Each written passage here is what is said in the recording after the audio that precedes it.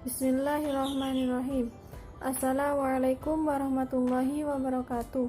Nama saya Eka Ayu Anggraini dengan NIM 2051010300018 dari Prodi Manajemen Pendidikan Islam kelas C4, Fakultas Tarbiyah dan Ilmu Keguruan, Universitas Islam Negeri Kiai Haji Ahmad Siddiq, Jember. Di sini saya akan membuat video pembelajaran untuk memenuhi tugas perilaku dan komunikasi organisasi pendidikan dengan tema hambatan-hambatan komunikasi. Baik, sekarang kita melihat rumusan masalahnya. Yang pertama, apa yang disebut hambatan persona atau individual? Yang kedua, apa yang termasuk hambatan organisasional? Dan yang ketiga, apa yang dimaksud hambatan teknis atau mekanis? Sebelum kita membahas rumusan masalah tersebut, kita harus mengetahui apa hambatan komunikasi itu. Di sini saya akan menjelaskan apa hambatan komunikasi. Effendi menyatakan bahwa beberapa ahli komunikasi menyatakan bahwa tidaklah mungkin seseorang melakukan komunikasi dengan sebenar-benarnya efektif. Ada banyak hambatan yang dapat merusak komunikasi. Segala sesuatu yang dapat menghalangi kelancaran komunikasi itu disebut gangguan. De Vito menyatakan bahwa hambatan-hambatan komunikasi memiliki pengertian bahwa segala sesuatu yang dapat mendistorsi pesan atau hal apapun yang menghalangi menerima pesan. Dari pengertian para ahli dapat disimpulkan bahwa hambatan komunikasi adalah segala bentuk gangguan yang terjadi di dalam proses penyampaian dan penerimaan suatu pesan dari individu kepada individu yang lain yang disebabkan oleh faktor lingkungan maupun faktor fisik dan psikis dari individu itu sendiri. Sekarang kita masuk pada pembahasan yang pertama, yakni hambatan persona atau individual. Apa sih hambatan persona atau individual itu? Hambatan persona atau yang dimaksud hambatan pribadi merupakan hambatan yang berasal dari ranah afektif, perasaan atau mental seseorang yang melakukan komunikasi. Rintangan ini bisa berupa perilaku, sikap, prasangka, bias, sifat individu terkait perspektif, emosi, dan sebagainya. Gangguan personal juga bersangkutan dengan kondisi fisik komunikan atau komunikator yang sedang kelelahan, rasa lapar, atau sedang mengantuk. Juga kondisi psikologis, misalnya tidak ada minat, bosan, dan sebagainya. Untuk pembahasan yang kedua, yakni hambatan organisasional. Ada berapa sih hambatan organisasional itu? Saya akan menjelaskannya. Ada 3 hambatan organisasional. Yang pertama, hambatan hierarki organisasi. Setiap tingkatan dalam rantai komunikasi dapat menambah, mengurangi, mengubah, atau sama sekali berbeda dengan informasi lainnya. Apabila suatu organisasi tumbuh, strukturnya berkembang, akan menimbulkan berbagai masalah komunikasi. Karena berita harus melalui tingkatan tambahan yang memerlukan waktu lebih lama untuk mencapai tempat tujuan, dan kecenderungan menjadi berkurang ketepatannya. Berita yang mengalir ke atas atau ke bawah tingkatan-tingkatan organisasi akan melalui beberapa filter dengan perspektif, motif, kebutuhan, dan hubungannya sendiri. Yang kedua, wewenang manajerial. Baik atasan maupun bawahan sering tidak sepenuhnya menerima kondisi yang tidak menguntungkan kedua belah pihak. Tanpa wewenang untuk membuat keputusan, tidak mungkin manajer dapat mencapai tujuan dengan efektif. Tetapi di lain pihak, pada kenyataannya, seseorang yang mengendalikan orang lain juga menimbulkan hambatan-hambatan terhadap komunikasi. Banyak atasan merasa bahwa mereka tidak dapat sepenuhnya menerima berbagai masalah, kondisi, atau hasil yang tampak membuat mereka lemah. Sebaliknya, banyak bawahan menghindari situasi di mana mereka harus mengungkapkan informasi yang dapat membuat mereka dalam kedudukan yang tidak menguntungkan. Yang ketiga, ada spesialisasi.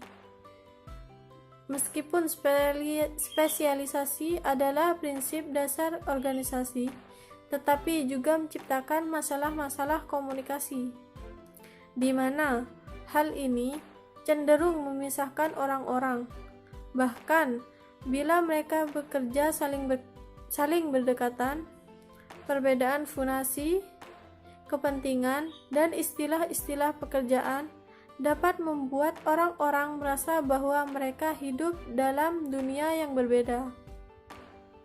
Akibatnya, dapat menghalangi perasaan yang memasyarakat, membuat sulit memahami, dan mendorong terjadinya kesalahan-kesalahan.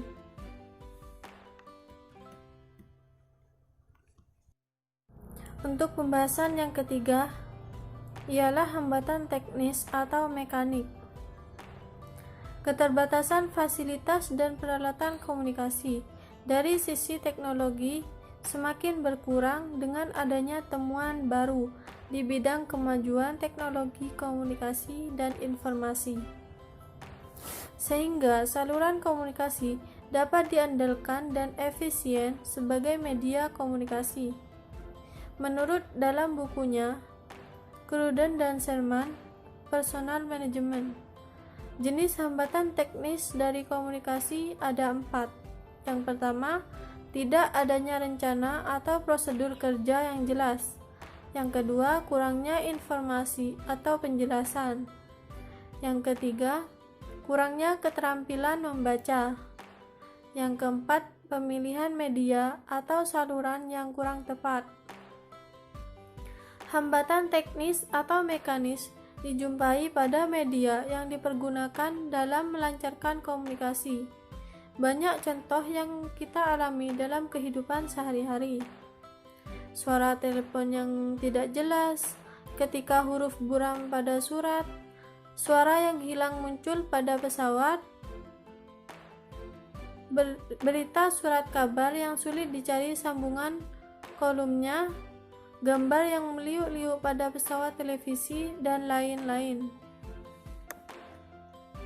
Baik, sekarang saya akan menyebutkan sedikit contoh dari hambatan personal atau individual, hambatan organisasional, dan hambatan teknis atau mekanik. Sekarang saya akan menyebutkan contoh dari hambatan personal atau individual. Contohnya, orang yang pemalu dan kikuk tidak akan berbicara lancar di atas panggung. Ketika seseorang yang ingin berkomunikasi dengan orang yang pemalu, maka seseorang tersebut harus memiliki sensitivitas tinggi untuk bisa memecahkan kode dari orang pemalu. Itu contoh dari hambatan personal atau individual. Selanjutnya saya akan menyebutkan contoh hambatan organisasional. Contoh dari hambatan organisasional cenderung memisahkan orang-orang, membuat mereka merasa hidup dalam dunia yang berbeda, sehingga menimbulkan kesulitan dalam komunikasi. Selanjutnya, contoh dari hambatan teknis atau mekanik. Keterbatasan alat utama maupun pendukung untuk melakukan komunikasi. Misalnya, komunikasi jarak jauh dengan menggunakan smartphone dan jaringan internet. Dibutuhkan perangkat yang memadai untuk melakukan komunikasi yang efektif. apalagi untuk pengiriman dokumen maupun gambar-gambar yang lemah atau jaringan internet tidak stabil, maka komunikasi akan dapat terhambat. Mungkin itu sedikit contoh dari ketiga hambatan-hambatan tersebut. Baik, saya akan menyimpulkan sedikit dari pembahasan yang saya jelaskan tadi. Yang pertama, hambatan personal atau pribadi merupakan hambatan yang berasal dari ranah afektif, perasaan, atau mental seseorang yang melakukan komunikasi. 2. Hambatan organisasional. Ada 3 hambatan organisasional: hierarki organisasi, wewenang manajerial, spesialisasi. Yang ketiga, hambatan teknis atau mekanik adalah jenis hambatan yang biasa terjadi karena media atau platform yang digunakan dalam komunikasi. Jadi, hambatan komunikasi pasti akan selalu terjadi dalam setiap proses komunikasi dalam organisasi, tak terkecuali pada organisasi pemerintahan ketika menjalankan suatu program atau kegiatan. Dalam Al-Quran, banyak sekali disinggung terkait komunikasi. Misalnya pada surat As-Saff ayat 2-3 yang berbunyi, A'udzu billahi minasyaitonir rajim. Bismillahirrahmanirrahim. Ya ayyuhalladzina amanu lima taquluna ma la taf'alun. Kabura maqtan indallahi an taqulu ma la taf'alun. Shadaqallahul adzim. Dengan artinya, wahai orang-orang yang beriman, mengapa kamu mengatakan sesuatu yang tidak kamu kerjakan? Itu sangatlah dibenci di sisi Allah jika kamu mengatakan apa-apa yang tidak kamu kerjakan. Membicarakan bahwa komunikasi membutuhkan pembuktian perkataan yang diikuti dengan perbuatan. Jadi setiap perkataan harus memiliki konsekuensi untuk diri sendiri. Alhamdulillahirrahmanirrahim. Saya telah menjelaskan sedikit tentang hambatan komunikasi. Jika masih banyak pengetahuan yang saya belum ketahui, saya mohon maaf yang sebesar-besarnya. Di sini saya akan belajar banyak tentang perilaku komunikasi organisasi pendidikan. Selebihnya saya mohon maaf. Wassalamualaikum warahmatullahi wabarakatuh.